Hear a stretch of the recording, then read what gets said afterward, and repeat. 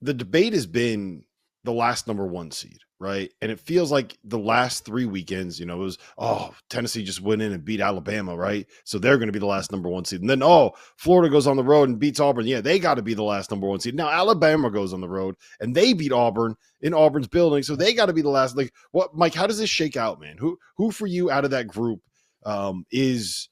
deserves it? And who do you think is the most dangerous team out of those 3?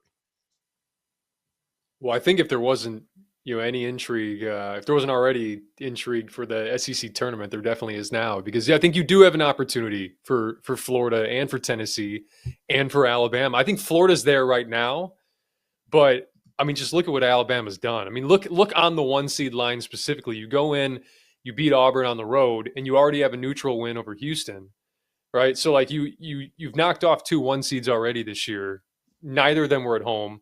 Obviously, if they beat Florida earlier in the week, now it's probably a completely different story. But yeah, I mean, I think again, right now it's probably Florida. But this has to be a needle moving win. I mean, it just does. Mm-hmm.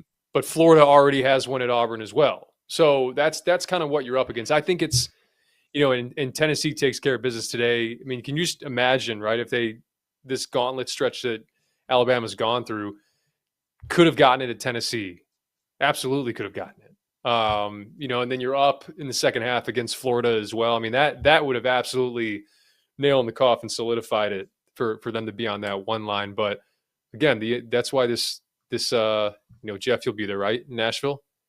I will.